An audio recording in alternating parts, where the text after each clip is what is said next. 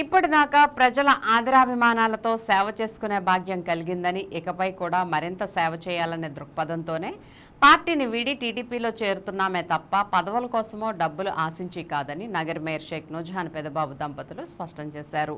పవర్పేటలోని camp కార్యాలయంలో వారిని కలిసిన మీడియాతో పార్టీని ఎందుకు వీడుతున్నారనే దానికి గల కారణాలను క్షుణ్ణంగా వివరించారు. నగర ప్రజలందరూ తమ భావనను అర్థం చేసుకుంటారని, ఎప్పటిలాగే తమని ఆదరిస్తారని, ప్రజాసేవలోనే నిరంతరం కొనసాగుతామని, ఎమ్మెల్యే బడేటి చంటి సారథ్యంలో నగరాన్ని మరింత అభివృద్ధి చేసి ప్రజా సంక్షేమానికి కృషి చేస్తామని ఈ సందర్భంగా వారు పేర్కొన్నారు. 2 సార్లు మేయర్గా ఉన్నా ఎవరి దగ్గర చేయి చాపలేదని, ఒకరికి సాయం చేయడం తప్ప సొమ్ము కాజేసే నీచమైన మనస్తత్వం తమది కాదని వారు పేర్కొన్నారు. ఎప్పటిలాగానే ఏలూరు నగర ప్రజలందరికీ తాము అందుబాటులో ఉంటూ చేయగలిగినంత సేవా సహకారం చేస్తామని తెలియజేశారు. నగర ప్రజలందరూ తమపై ఎప్పటిలాగానే వారి ప్రేమాభిమానం చూపాలని కోరుకున్నారు.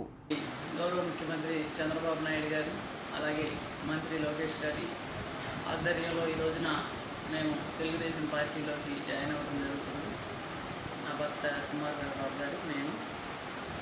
మరి 2014లో రాజకీయంగా మొట్టమొదటిసారిగా మరి తెలుగుదేశం పార్టీలో ఆ రోజు ఉన్నటువంటి స్థానిక పెద్దలు అందరూ కూడా ప్రోత్సాహంతో మరి 2014లో రాజకీయంలోకి రావడం జరిగింది. మరి అప్పుడు స్థానికంగా ఉన్నటువంటి ఎమ్మెల్యే బుజ్జిగారి సహకారంతో చంద్రబాబు నాయుడు గారు మరి మాపై ఉన్నటువంటి నమ్మకంతో ఆ రోజున మేయర్గా మాకు అవకాశం ఇవ్వడం జరిగింది. 5 సంవత్సరాలు కూడా మరి అత్యధికంగా మరి నిధులు కూడా తీసుకొచ్చి మరి ఏలూరు నగరాన్ని కార్పొరేటర్లు అందరూ కూడా కలిసి మరి కలిసికట్టుగా సహకారంతో ఏలూరు నగరాన్ని అభివృద్ధి చేసుకోవడం జరిగింది. మరి మేయర్ బాధ్యతలు తీసుకొని 3 సంవత్సరాలు అయిన తర్వాత ఇప్పుడు మరి ఇంకా 2 సంవత్సరాలు పీరియడ్ ఉన్నది మాకు. మరి ప్రజలు ఏదైతే ఒక నమ్మకంతో మాకు బాధ్యత అప్పచెప్పారో మరి వారు ఇచ్చినటువంటి బాధ్యతని ఈ 3 సంవత్సరాలు మరి మేము సంతృప్తిగా మరి సేవ చేయలేకపోయాము. మరి ఈ 2 సంవత్సరాలైనా సరే మరి వారు ఏదైతే మాపై నమ్మకం పెట్టుకున్నారో ఆ నమ్మకాన్ని మరి నిలబెట్టుకునే విధంగా ఈ రోజున మన గౌరవ ముఖ్యమంత్రి చంద్రబాబు నాయుడు గారు అయితేనే విజన్ ఉన్న ఒక నాయకుడు. మరి ఆయన సారథ్యంలో తప్పకుండా ఏలూరు నగరం అభివృద్ధి చేయొచ్చనే ఒక ఉద్దేశంతోనే మేము ఈ రోజున పార్టీలో జాయిన్ అవ్వడం జరుగుతుంది. అందరికీ నమస్కారం. ఆ రోజున మరి తెలుగుదేశం పార్టీ నుంచి ఇన్ఛార్జిగా ఉన్నటువంటి కన్వీనర్ ఇన్ఛార్జిగా ఉన్నటువంటి బడేటి బుజ్జి గారు మరి మిమ్మల్ని నేను మేయర్ క్యాండిడేట్గా తీసుకొస్తాను అని అనౌన్స్ చేసి మమ్మల్ని మేయర్ క్యాండిడేట్ కింద ఏలూరు నగర ప్రజలకి పరిచయం చేసి మరి ఆ రోజున మేము వచ్చిన తర్వాత ఏలూరు నగరాన్ని మరి అన్ని డివిజన్లో కూడా క్యాండిడేట్లు నిలబెట్టి మరి ప్రచారం చేసి 43 డివిజన్లు ఆ రోజున గెలవటం జరిగింది. మరి అధికార పార్టీ అయినటువంటి వైసీపీ పార్టీ మీద, అప్పుడున్నటువంటి అధికార పార్టీ మీద మరి సుమారు 43 మంది వైసీపీ కార్పొరేటర్లని కాకుండా మరి టీడీపీ కార్పొరేటర్లను గెలిపించుకోవడం జరిగింది. మరి 2004 నుంచి 2014 వరకు అప్పుడు కాంగ్రెస్ గవర్నమెంట్ వైసీపీ ప్రభుత్వంలో ఉన్నటువంటి అప్పుడు ఆ రోజున 10 సంవత్సరాలు ఏకదాటిగా ఉన్నటువంటి మరి ఎమ్మెల్యేగా ఆళ్నాని గారు నిలబెట్టేటువంటి క్యాండిడేట్ల మీద మేము వచ్చిన తర్వాత 43 మంది టీడీపీ అభ్యర్థుల్ని ఏలూరు కార్పొరేషన్లో గెలిపించుకోవడం జరిగింది.